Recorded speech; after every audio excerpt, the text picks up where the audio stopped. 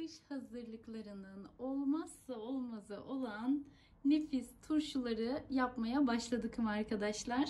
Ben bugün sizler için ve kendim için nefis bir sıcak suyla yapılan karışık turşu yapacağım. Taze taze salatalıklarımı aldım. Şu şekilde gördüğünüz gibi temizledim. Şimdi bunları doğrayacağız. Güzelce turşumuzu kuracağız. Tabii turşumuzu kurmaya başlamadan önce ilk olarak pratik bir yöntemle sarımsaklarımızı soyacağız. Burada bir baş sarımsağım var. Sarımsağımın üzerine daha önceden kaynatmış olduğum suyu ilave ediyorum. Ben malzemelerimi doğrayıp hazırlarken sarımsaklarım da bu şekilde sıcak suda bekleyecek ve çok kolay bir şekilde soyulacak. Şimdi bunu kenara alıyorum. Güzelce yıkamış olduğum salatalıkları şimdi halka halka doğruyorum. Çok kalın da ince de doğramamaya gayret edin. Şu şekilde salatalıkları doğruyorum arkadaşlar. 2 kilo salatalığımı doğradım. Şimdi sırada sivri biber ya da kıl biberlerimiz var.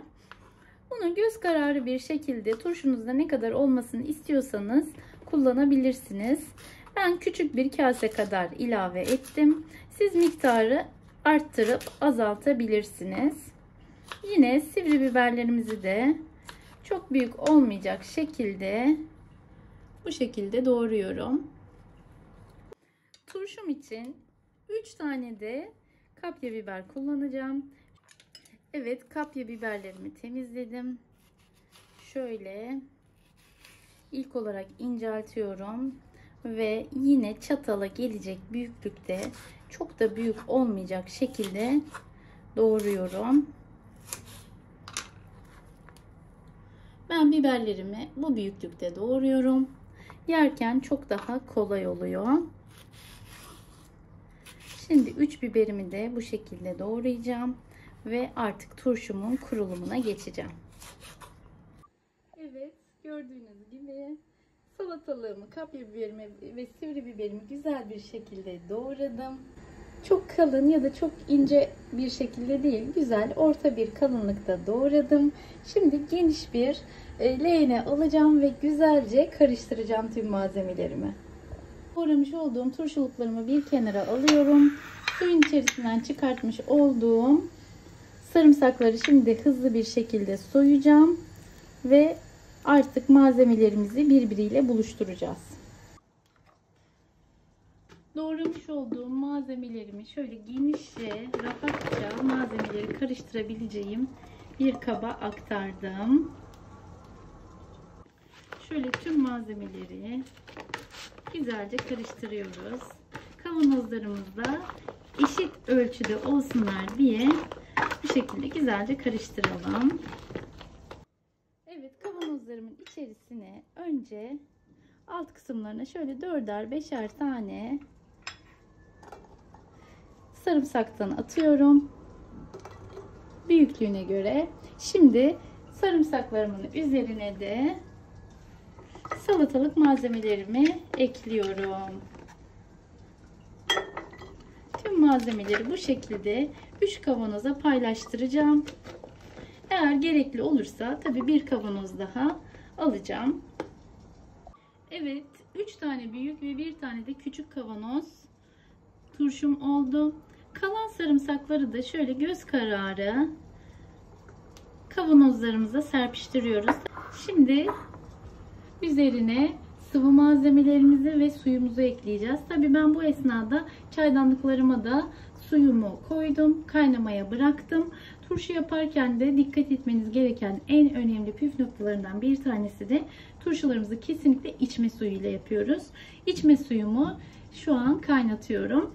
İçme suyum kaynayıncaya kadar da tuzunu, şekerini, sirkesini, diğer malzemelerini ekleyeceğim. Her bir kavanoz için 1 çay bardağı sirke ilave ediyorum.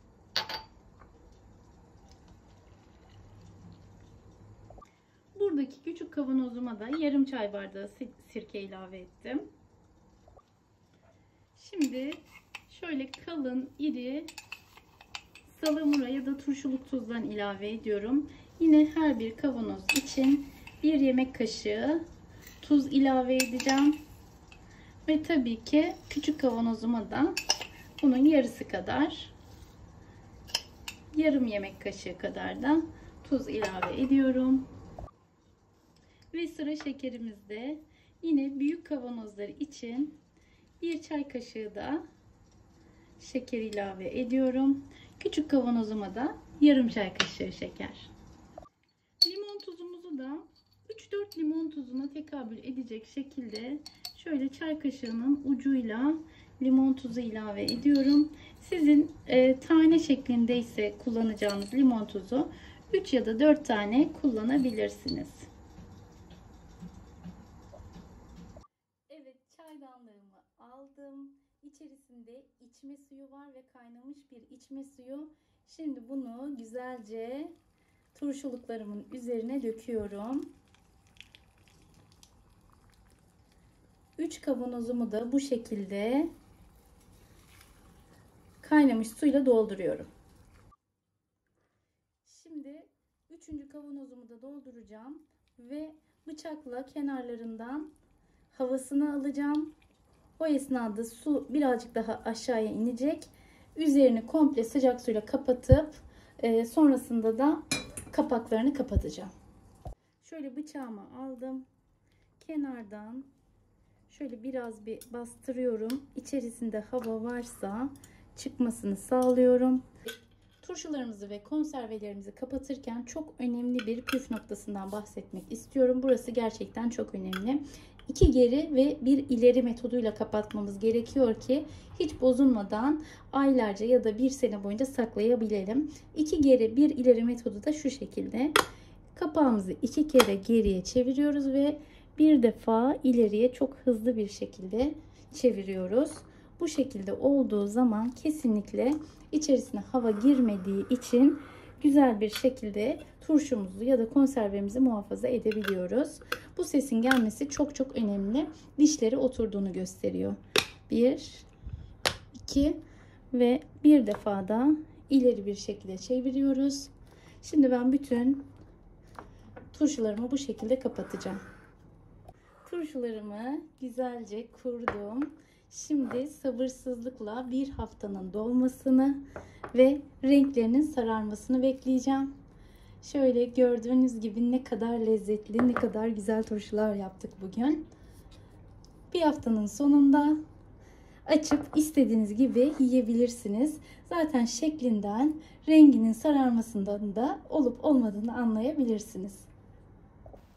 Bir haftanın sonunda karışık turşum bu şekilde olgunlaşıyor ve yenmeye hazır hale geliyor. Bugünlük de bir tarifin daha sonuna geldik. Başka bir tarifte görüşmek üzere. Hoşça kalın, mutlu kalın.